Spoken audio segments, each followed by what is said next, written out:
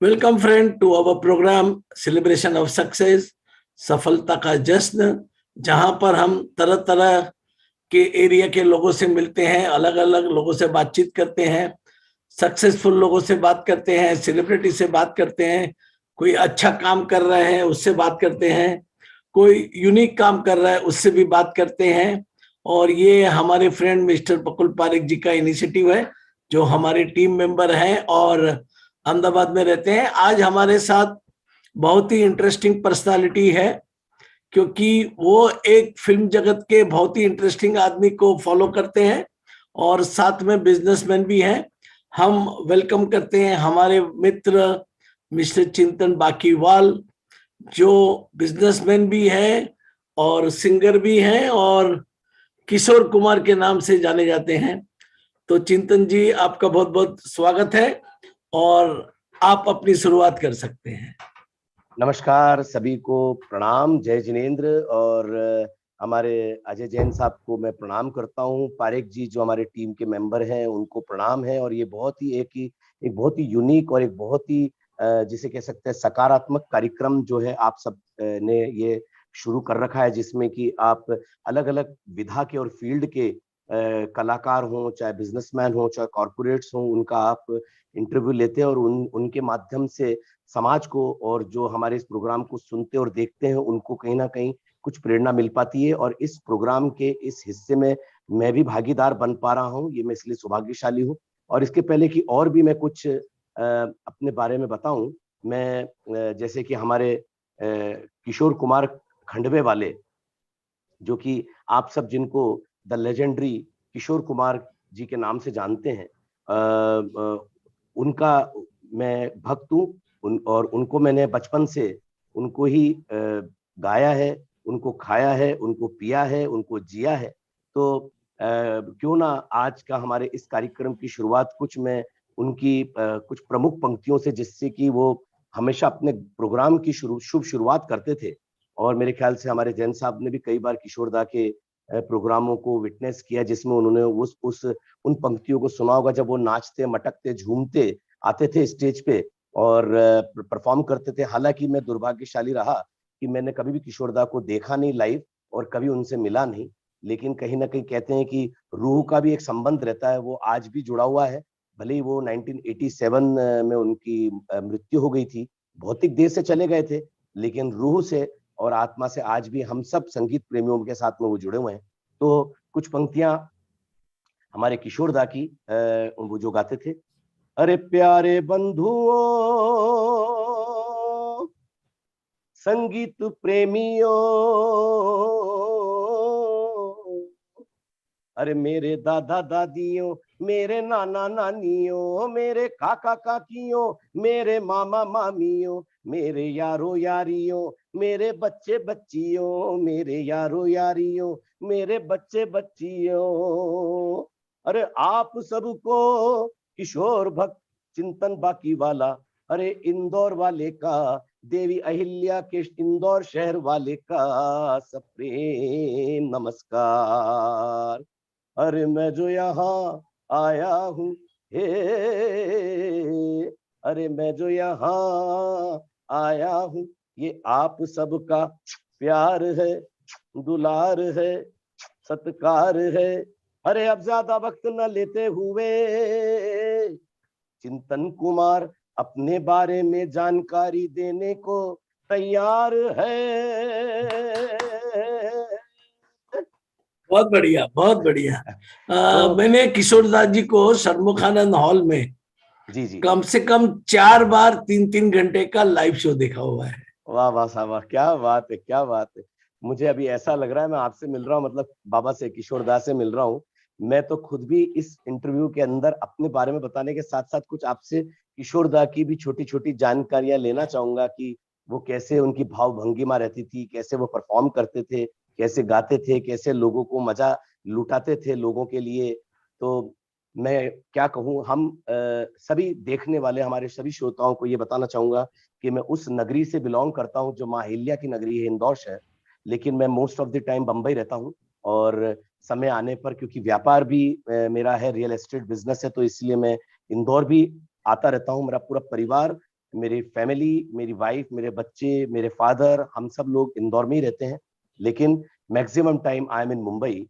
सो लेकिन मैं इंदौर शहर के बारे में ये बताना चाहूंगा कि जो है इंदौर, जहाँ पर किशोर दा ने अपनी शिक्षा ग्रहण करी, जहाँ पर किशोर कुमार जी ने अपना क्रिश्चियन कॉलेज में उन्होंने पढ़ाई करी। और एक गाना आप लोगों को याद होगा, 5 रुपया 12 आना, 5 रुपया 12 आना, जो चलती का नाम गाड़ी के अंदर आया था, वो गाना इसी शहर इंदौर शहर से इजाद हुआ, क्योंकि वो यहाँ पर कॉलेज में पढ़ा करते थे और कैंटीन के अंदर वो अपना नाश्ता या खाना खाया करते थे। और फिर वो पैसा तो चुकाते नहीं थे, क्योंकि वो उनके पास तो कुछ रहता नहीं था। उनके बड़े भाई और उनके पिताजी उनकी फीस और सब उनका भेजा करते थे। तो उनकी उधारी जो है वो कुछ महीनों में और कुछ टाइम के अंदर चढ़ते चढ़ते 5 रुपए 12 आने उनकी उधारी पहुंच गई। अब उसके बाद में वो निकल गए बंबई कि मैं भी अपनी किस्मत आजमाता हूँ। मेरे दादा मुनि तो बड़े कलाकार हो गए, बड़े अभिनेता हो गए बॉलीवुड के अंदर, तो अब मैं भी जो है फिल्म इंडस्ट्री के अंदर कुछ हाथ आजमाऊं, मैं भी एक्टर बनूंगा, बढ़िया हीरो बनूंगा। तो जब वो बॉम्बे पहुंचे और चलती का नाम गाड़ी की उस वक्त जब मेकिंग चल रही थी, तो इंदौर से कैंटीन जो वाले जो है क्रिश्चियन कॉलेज के, वो दादा मुनि को फोन करने लगे कि भाई वो हमारा उधारी हमारा कर गया है, आपका छोटा भाई आभास, किशोरदा का नाम बचपन का नाम था आभास कुमार गांगुली, तो बोले वो आपका जो किशोर है वो उधार कर गया। तो बोले भाई कितना उधारी? बोले 5 रुपए 12 आना। अब वो क्रम बहुत ज्यादा बढ़ गया, 5 रुपए 12 आना चुकाओ, 5 रुपए 12 आना चुकाओ हमारा। तो किशोर दा ने उसी पे गाना बना डाला कि 5 रुपया 12 आना मारेगा भैया नाना नाना, आशा जी के साथ में उन्होंने गाया। और वो गाना गीत इतना सुपर हिट हुआ, आज भी वो अमर गीत है, लेकिन उस वक्त वो गली गली में गाया जाने लगा और इतना हिट हुआ कि वो कैंटीन वाले जो काका जी ने, उन्होंने हमेशा के लिए वो रुपये माफ कर दिए और उन्होंने बोला, बोले कि तुमने मुझे, मेरी कैंटीन को, इंदौर को, क्रिश्चियन कॉलेज को अमर कर दिया किशोर। तो ऐसे हमारे किशोरदा थे। और इंदौर से सिर्फ 2.5 घंटे की दूरी पर खंडवा निमाड़ क्षेत्र के अंदर एक शहर आता है, जहां पर किशोर कुमार जी का जन्म हुआ। और वहां से वो जन्म लेके और फिर इंदौर आए, यहाँ से उन्होंने पढ़ाई करी और फिर बम्बई गए। Rest is the history. आप सब लोग जानते हैं कि आज महान कलाकार, भले ही आज करीब 32-33 साल हो गए किशोरदा को बहुत रुखसत हुए, अपने शरीर को त्यागे, लेकिन आज भी हम उनके गानों को गाते हैं। आज करीब मैं सबसे पहले अब अपने बारे में ये बताना चाहूंगा, जो 2-4 मिनट में आप लोगों के सामने, जो हमारे सभी देखने और सुनने वाले श्रोता हैं, कि मुझे बचपन से संगीत का शौक रहा। और बचपन में मैं कुछ भजन वजन, मेरी मम्मी और मेरी नानी और मेरी दादी, इन लोगों ने मुझे कुछ जैन भजन कुछ सिखाए, और वो भजन में सुर और ताल में गाने लगा। तो मेरे को भी लगा और मेरे माता पिता को भी लगा कि चिंतन गा सकता है। फिर मैं स्कूल्स में मैंने गाने लगा, वहां मैं विजेता बनने लगा। फिर कॉलेज के दौरान पर मैं अलग अलग राज्य स्तरीय प्रतियोगिताओं के अंदर जाने लगा, जिसमें कि उसमें भी शील्ड और ट्रॉफीज जीत कर आने लगा।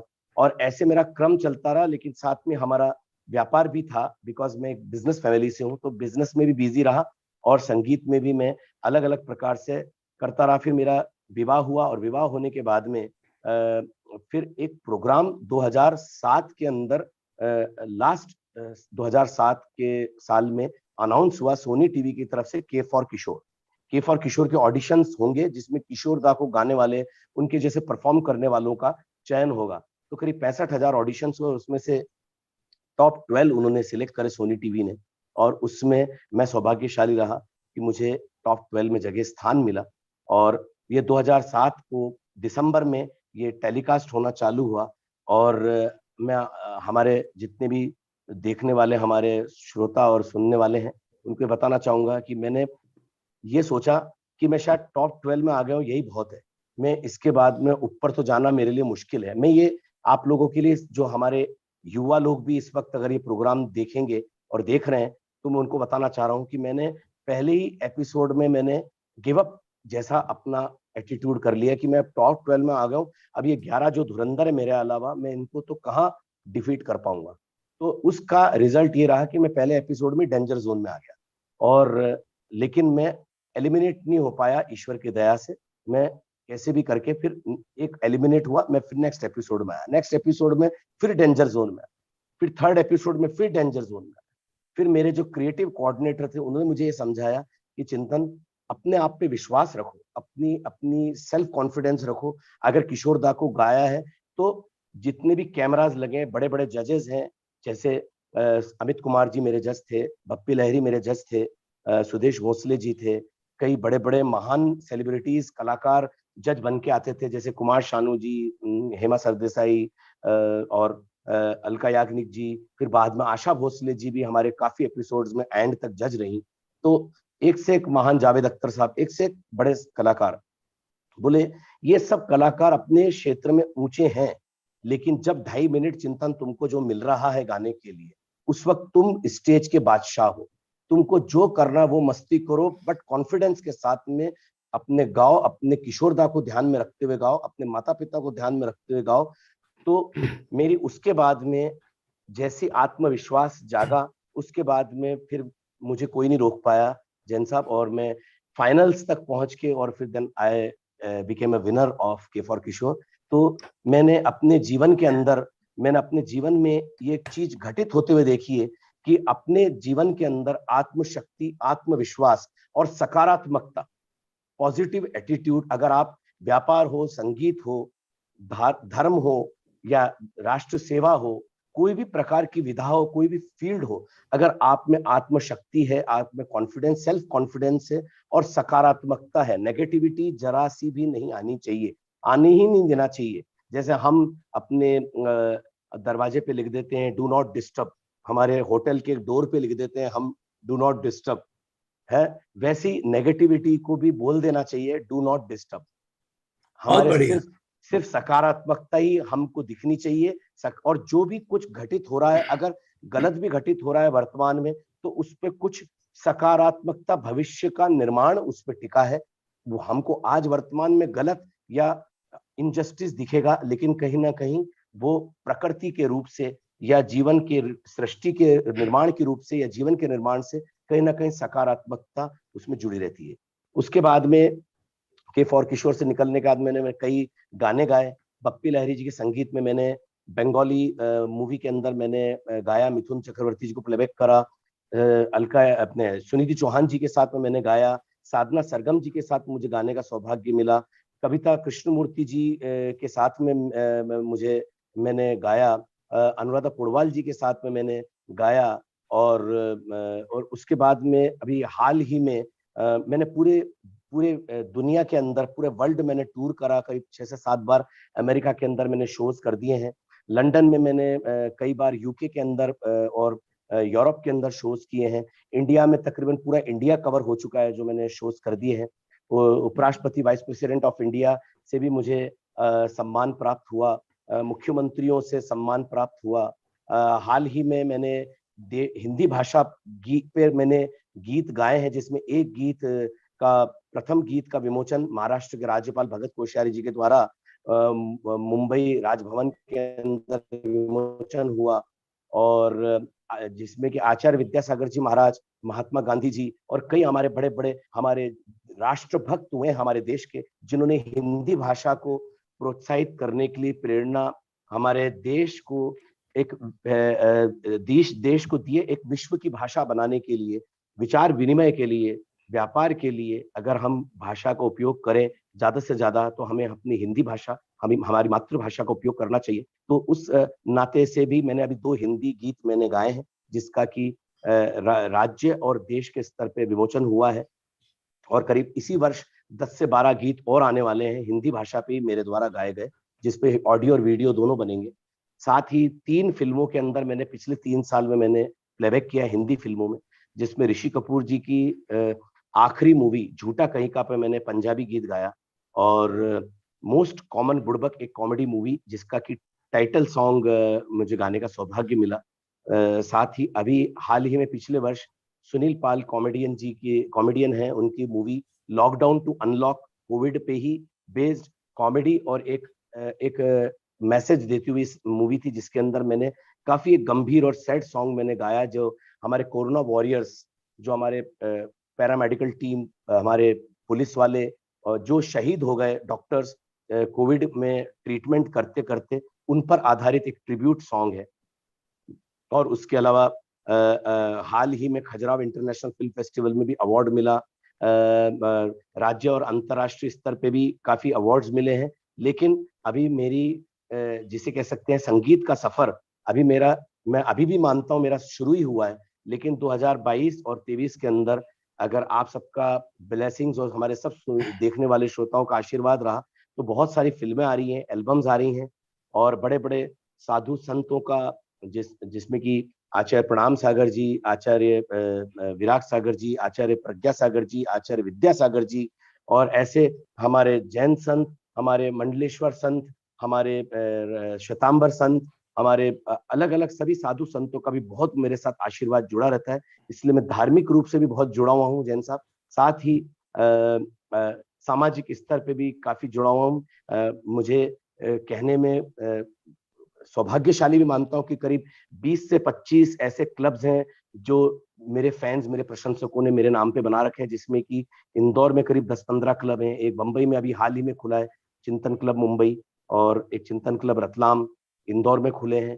पाकिस्तान में बताते हुए आपको हर्ष होगा कि वहां पर क्लब खुले हुए हैं, कनाडा में खुले हुए हैं, कलकत्ता के पास वर्धमान में खुले हुए हैं, जबकि अभी तक मैंने कुछ किया नहीं है, अभी बहुत कुछ करना है। लेकिन लोग बाग इतना प्यार और वात्सल्य और मोहब्बत दे रहे हैं, इस नाते से मैं अपनी जिम्मेदारी समझता हूँ कि मुझे संगीत में भी बहुत कुछ करना है, जिससे मैं एक अच्छा काम करना है। मुझे I don't believe in quantity, I rather believe in quality. मैं भली जिंदगी में सिर्फ 100 गाने गा पाऊं, लेकिन वो 100 के 100 ऐसे होने चाहिए कि वो कहीं ना कहीं समाज और देश को प्रेरणा दे, कहीं आगे आने वाली हमारी जनरेशन और हमारे युवा वर्ग आगे मेरे गीतों को हम इस दुनिया में हम सब ना रहेंगे आज से 100 साल बाद, लेकिन हमारी गाए हुए गीत, हमारी बताई हुई चीजें एक प्रेरणास्पद बन सके हमारे समाज और राष्ट्र के लिए। मेरे हिसाब से मेरे यही एक यज्ञ और एक यही हवन है मेरे इस जीवन का, इस जीवन काल का।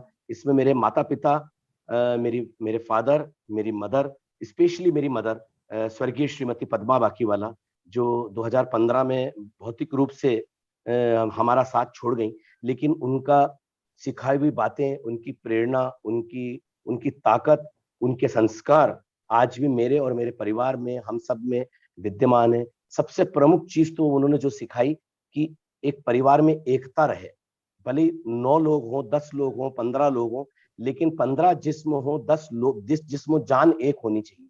तो मेरे हिसाब से ये परिवार से उठ के राष्ट्र तक पहुंचनी चाहिए ये बात, क्योंकि हमको पूरे विश्व में हमको एक ही चीज बताना है कि हम एक हैं और हम भारतवासी। जात पात से ऊपर उठ के हमें ये बताना है कि हम एक बहुत ही समृद्ध संस्कृति के संतान हैं और उस समृद्ध संस्कृति के वासी हैं जिसका नाम भारत।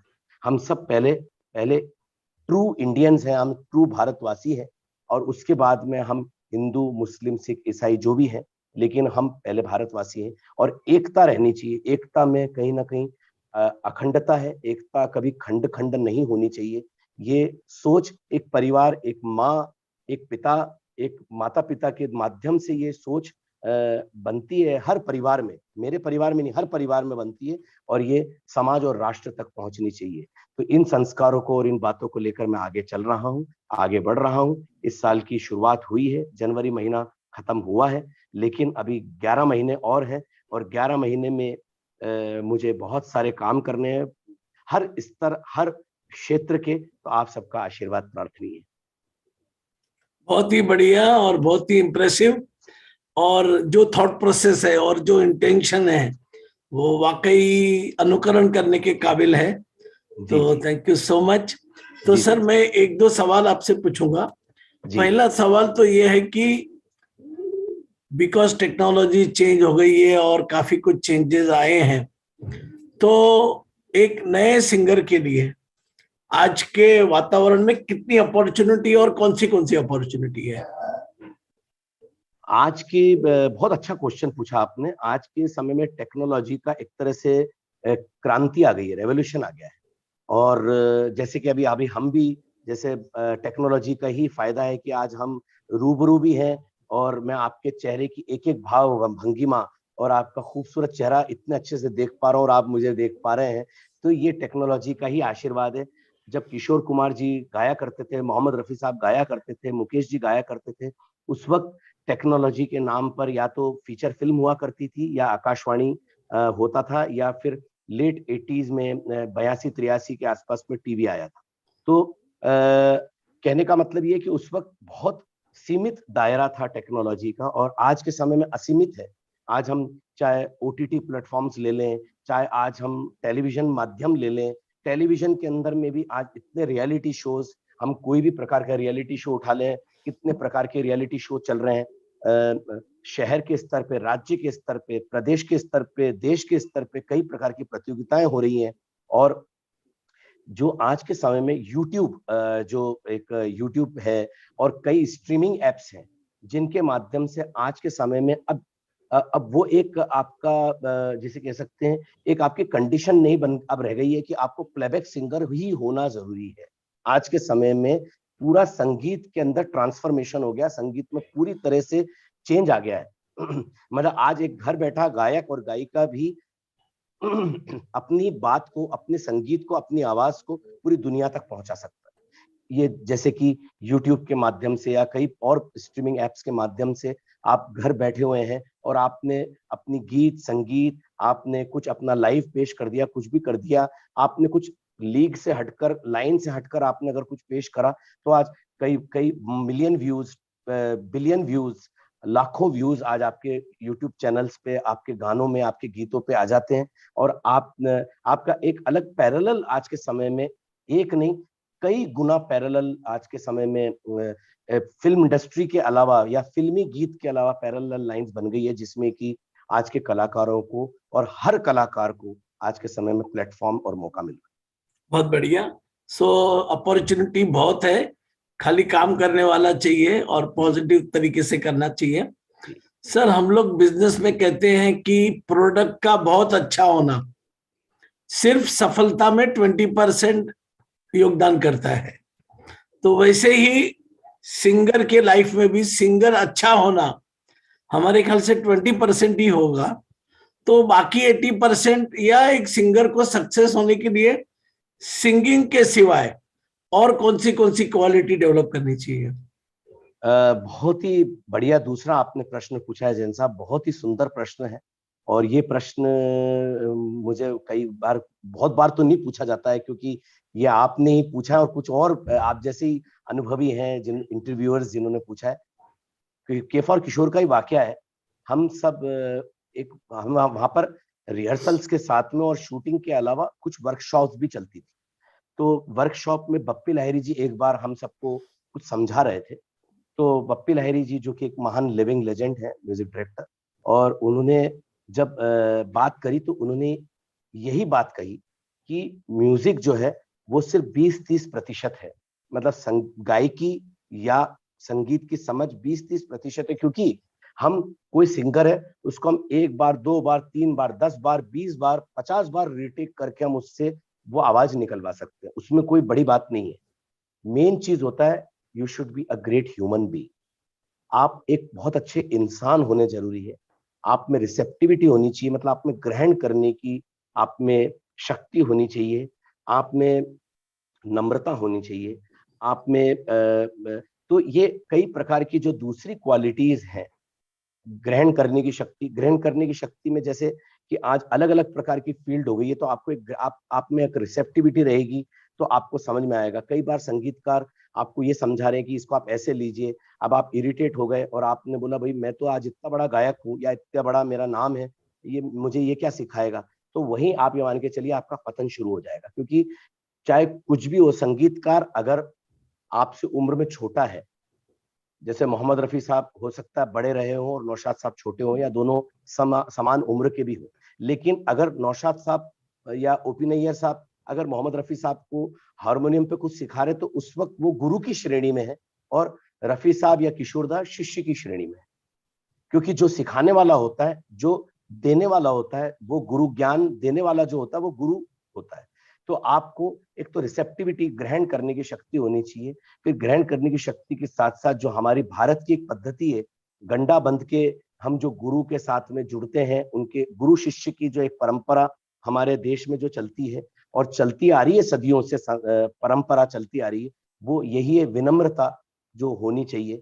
ये कई प्रकार की जो क्वालिटीज हैं, ये कई प्रकार की जो गुण है, ये आपको एक संपूर्ण विद्वान बनाते हैं। साथ ही जब आप कुछ बड़े बन जाओ तो आपके अंदर कभी भी अहंकार नहीं आना चाहिए, आप में घमंड नहीं आना चाहिए, आप कभी ये नहीं मानना चाहिए कि अब आप ही सब कुछ हो। जहां आप, मैं तो इसको एक सिंपल सा उदाहरण देता हूं कि अगर आपको एक खाली रोड दिख रही है, हाईवे, और आपको लग रहा है आपकी 25-50 लाख की गाड़ी है या बढ़िया गाड़ी है, और अब आप उसको कितनी भी स्पीड में दौड़ाएंगे, अब आप, रोड आपकी हो गई, अब आपकी जहां स्पीड आपकी आउट ऑफ कंट्रोल हुई और एकदम से कोई ट्रक आ गया, एकदम से कोई गाड़ी आ गई, तो दुर्घटना होना 99% दुर्घटना होना संभावित है। तो वही चीज एक अहम या घमंड के लिए भी है कि अगर आप में लगता है कि आप ही सब कुछ हो गए, आप ही सबसे बड़े कलाकार हो गए, आपकी बात सब कुछ सुन रहे हैं, तो एक दिन ऐसा भी आ सकता है कि आप उल्टे गिरो। तो इसलिए ये दूसरी चीजें, ये संस्कारों से आती है, गुरु के माध्यम से, माता पिता के माध्यम से, और सच्चे दोस्तों के माध्यम से, जो अच्छी संगत के दोस्त हैं उनके माध्यम से आपके अंदर ये भाव हमेशा बने रहना चाहिए। इसलिए हम कई बड़े नेता और कई बड़े अभिनेता और बड़े गायकों का हम एग्जाम्पल देख सकते हैं जिनके नाम आज भी बहुत अमर है, क्योंकि वो हमेशा जमीन से जुड़े रहे। बहुत अच्छी तो तरह से आपने बताया जी कि सिंगर ने या कोई भी आर्टिस्ट ने कैसे रहना चाहिए, हम्बल रहना चाहिए, ह्यूमन बीइंग रहना चाहिए, सबसे बड़ी बात है रिसेप्टिव रहना चाहिए और घमंड नहीं होना चाहिए। तो वेरी नाइसली पुट। तो हम सर अभी बिजनेस की बात करेंगे। आप इंदौर में क्या व्यवसाय करते हैं? और चूंकि मैं भी इंदौर अभी शिफ्ट हो गया हूं बॉम्बे से, I started liking the city. तो इंदौर में और क्या क्या डेवलपमेंट होने वाला है, या रहने के लिए ये कैसा अच्छा सिटी होने वाला है, इस पे कुछ बात करें। जी जी जी, ये भी एक बहुत अच्छा प्रश्न है। और मैं ये कहूंगा कि सर्वप्रथम मैं अपने व्यवसाय बताने से पहले मैं बोलना चाहता हूँ कि that I belong to the cleanest city of India. हमारे भारत की सबसे स्वच्छ शहर में का मैं नागरिक हूँ। और दूसरा, मेरे लिए गौरव की बात है कि ये लगातार पांचवा वर्ष है, जिसे कह सकते हैं ये पंजा, जिसे कहते हैं हमारा हाथ का पंजा, ऐसे 5 बार लगातार स्वच्छता का रिकॉर्ड ब्रेक कर चुका है इंदौर शहर। हम, और गौरव की बात है कि हम उस देवी अहिल्या के, उस मल्हार राव के शहर में हम रहते हैं, जिन्होंने आज से 250 वर्ष पूर्व ही इंदौर को एक बहुत ही उदीयमान शहर, व्यापार के हिसाब से और ज्योग्राफिकली उन्होंने डिक्लेयर कर दिया था कि मालवा की राजधानी इंदौर ही बन सकता है, और इंदौर से मालवा की राजधानी भारत के भी मानचित्र पे बड़ा नाम अंकित करेगा, और आज वो कर रहा है। और उसके साथ साथ जहां तक इंदौर की हम बात करें, मेरा व्यवसाय, I am into real estate business. मैं एक बिल्डर और कॉलोनाइजर हूँ। करीब अभी 20 से 25 बिल्डिंग्स हम इंदौर में बना चुके हैं, और कॉलोनीज में अभी जो अफोर्डेबल और सब्सिडी वाले जो प्रोजेक्ट्स हैं, उसमें मेनली मैं प्रोजेक्ट्स में मैं काम कर रहा हूँ रियल एस्टेट के अंदर। और बहुत ही बढ़िया रिस्पांस मिल रहा है, जिसका कि कारण हमारी मध्य प्रदेश सरकार, केंद्र सरकार, मध्य प्रदेश सरकार और इंदौर का प्रशासन को बहुत जाता है। क्योंकि आज के समय में जो देश और विदेश से भी जो इन्वेस्टमेंट्स इंदौर में हो रहे हैं, एनआरआईज और कई लोग आके यहाँ पर इंदौर में अब बसने लग गए हैं। जैसे कि जैन साहब आपने भी बताया कि अब आप भी इंदौर में आ गए। आपका बहुत बहुत स्वागत है। आप इंदौर आपका स्वागत करता है। और जो है, इसका मुख्य कारण है कि हम इंदौर की स्वच्छता, इंदौर में क्राइम बिल्कुल ना के बराबर है, इंदौर में कोई पॉलिटिकल प्रेशर नहीं है, इंदौर का खान पान बहुत शुद्ध और सात्विक है। इंदौर के खाने के बारे में तो पूरा देश और दुनिया ही जानती है कि इंदौर में इतने खाने और पीने के शौकीन हैं, सब फूडी लोग हैं।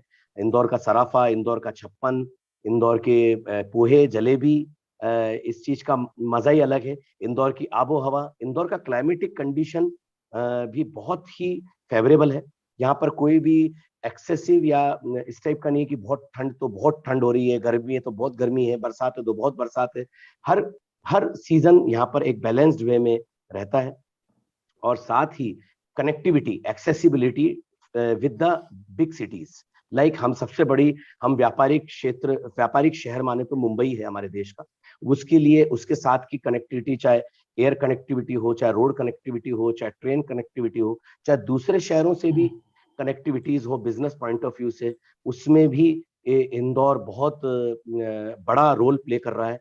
अब हाल ही में मध्य प्रदेश सरकार की तरफ से सब्सिडी और फिल्म इंडस्ट्री को और म्यूजिक इंडस्ट्री को और कला के जगत को, बॉलीवुड को जो प्रमोशन दिया जा रहा है सरकार की तरफ से, और टूरिस्ट प्लेसेस को बहुत बढ़िया डेवलप किया गया है मध्य प्रदेश के सब टूरिस्ट स्पॉट्स को। इस कारण से आप और हम आजकल देख रहे हैं कि बहुत सारी शूटिंग्स हमारे इंदौर में, महेश्वर में, भोपाल में, उज्जैन में, मध्य प्रदेश के अलग अलग क्षेत्रों में और स्पेशली इंदौर में बहुत बड़ी बड़ी पिक्चरें, बहुत बड़े बड़े वेब सीरीज, बहुत बड़े बड़े सीरियल्स शूट हो रहे हैं। तो हर लिहाज से, व्यापारिक दृष्टि से भी, सामाजिक दृष्टि से भी, धार्मिक दृष्टि से भी, राजनीतिक दृष्टि से भी और फिल्मी दृष्टि से भी, हर लिहाज से इंदौर इस वक्त बहुत बढ़ता हुआ शहर है। और इंफ्रास्ट्रक्चर पे भी बहुत काम किया जा रहा है। मेट्रो का काम चालू हो गया है। BRTS इंदौर के अंदर काफी सालों से बहुत सक्सेसफुली रन कर रही है। और इंदौर का बिजनेसमैन, इंदौर के कॉरपोरेट जगत के लोग, इंदौर के आसपास के किसान, और मतलब इंदौर के क्लाइंट्स, इंदौर के कस्टमर्स बहुत जागरूक हैं और अवेयर हैं। इस कारण से हम सबको रियल एस्टेट के अभी बिजनेस में बहुत फैंटास्टिक रिस्पांस मिल रहा है। और जेन्युइनली रेरा के थ्रू, जो रियल एस्टेट रेगुलेशन एक्ट है, रेरा के थ्रू बहुत अच्छा काम हमारे इंदौर और इंदौर के आसपास के हमारे बिल्डर्स और कॉलोनाइजर्स काम कर रहे हैं। आपकी बात सुन के लगता है कि मेरा इंदौर आने का डिसीजन अच्छा है। Thank you so much for that. 100/100 है आपका इंदौर आने का डिसीजन। तो चिंतन जी, आप आए और आपने थोड़े समय में अच्छी बात की और हमने आपकी प्रतिभा में बहुत सारे गुण देखे और हम आपको आपके व्यवसाय में और प्रोफेशन में सक्सेस मिले, इसी भावना से हम आपसे विदा लेना चाहेंगे। आप अंत में कुछ कहना चाहे या गाना जाए तो बहुत सौभाग्य होगा हमारा। मैं यही कहना चाहता हूँ कि एक बात और इंदौर के बारे में बताना भूल गया था कि इंदौर ने वैक्सीनेशन में भी और कोरोना टाइम के अंदर, कोविड के टाइम में सेवा करने में भी रिकॉर्ड ब्रेक की और नंबर 1 रहा है पूरे देश में। हर फील्ड के अंदर हमें, मतलब मैं इंदौर का हूँ, मेरा जन्म स्थान इंदौर का इसलिए नहीं, लेकिन मैं ये पूरा देश और दुनिया में ये प्रोग्राम जा रहा है तो मैं यही कहूंगा कि एक बार इंदौर आए, मध्य प्रदेश आए और यहाँ पर आकर स्वच्छता और भाईचारा, मेल मिलाप, मित्रता को एक बार देखें। इंदौर वाकई में एक सशक्त उदाहरण है, हर लिहाज से बहुत सुंदर और बहुत प्यारा शहर बन गया है, हमारे भारत का एक रोल मॉडल सिटी बन गया है। और हमारे युवा वर्ग और हमारे जिसे कह सकते हैं हमारे जितने भी युवा साथी और जो भी हमारे इस प्रोग्राम को देख रहे, मैं यही कहूंगा कि फिर से रिपीट करूंगा कि कभी भी वर्तमान के दुख या संघर्ष से घबराएं नहीं और उसको डटकर सामना करें। अपने प्रभु से, ईश्वर से यही प्रार्थना करें कि हमें ऊंचा नीचे इस माहौल के हिसाब से हमें, या जीवन के संघर्ष से हमें लड़ने की, हमें उत्तीर्ण होने की, हमें इन संघर्षों से जूझने की शक्ति प्रदान करो प्रभु।